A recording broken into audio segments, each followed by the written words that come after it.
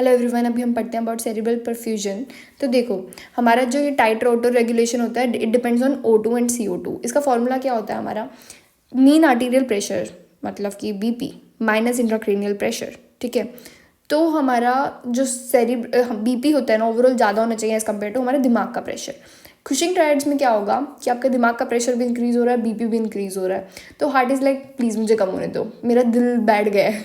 ठीक है, तो एंड रेस्पिरेटरी डिप्रेशन भी होता है। रेस्पिरेटरी डिप्रेशन के पीछे रीज़न ये होता है कि इट डज़ नॉट वांट कि और ज़्यादा प्रेशर क्रिएट हो, क्योंकि बिकॉज ऑफ सेरिब्रल परफ्यूजन, तो हम उस पर कॉम्प्रोमाइज़ करने लग जाते हैं। ऐसे ही हमारे मान लो सेरिब्रल एडीमा है and it is not responding to any drug, तो क्या होगा, हमारे थेरेप्यूटिक हम हाइपर वेंटिलेट करने को कहेंगे पेशेंट को, ताकि हमारा जो CO2 है ना वो कम हो। CO2 कम होने से क्या होता है, हमारा वैसोकंस्ट्रिक्शन हो जाएगा। CO2 के जैसे CO2 के ना डायरेक्टली प्रोपोर्शनल होता है बेसिकली हमारा सेरिब्रल परफ्यूजन, हम ग्राफ के अंदर देखते हैं, एंड उसके कारण हमारे ICP भी कम हो जाएगा।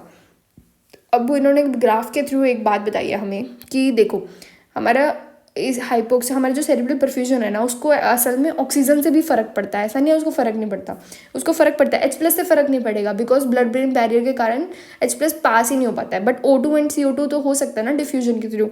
तो O2 से फ़र्क पड़ेगा till 50, it will be directly proportional जैसे कि ग्राफ में दिखाया है, बट इन्वर्सली भी कह सकते हैं, but it till 50 is the range. But ऐसे ही similarly it is directly proportional to हमारा CO2, but 90 is the range. तो इन्होंने बोला ना कि CO2 कम होगा तो फिर हमारा सेरिब्रल परफ्यूजन कम हो जाएगा till 90 mmHg, it is all true.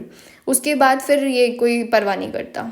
ठीक है, अब हमारी एक और बात बताती हूँ कीमो रिसेप्टर्स के बारे में। देखो, जो कीमो रिसेप्टर्स होते हैं ना हमारे, एक तो होते हैं सेंट्रल जो दिमाग में होंगे, और एक होते हैं पेरीफेरी में। तो हाइपोक्सिया होने के कारण जो हमारा पेरीफेरी होता है ना, उसमें हम CO2 H+ ये सब देख सकते हैं, मेनली O2 देखते हैं, एंड सेंट्रल में हमने अभी देखा कि CO2 एंड O2 देखेंगे। ठीक है, जब हमारा सीवियर हाइपोक्सिया हो जाता है ना, तो सेंट्रल स्विच ऑफ होकर पेरीफेरी को दे देता है कि भाई अब तू संभाल।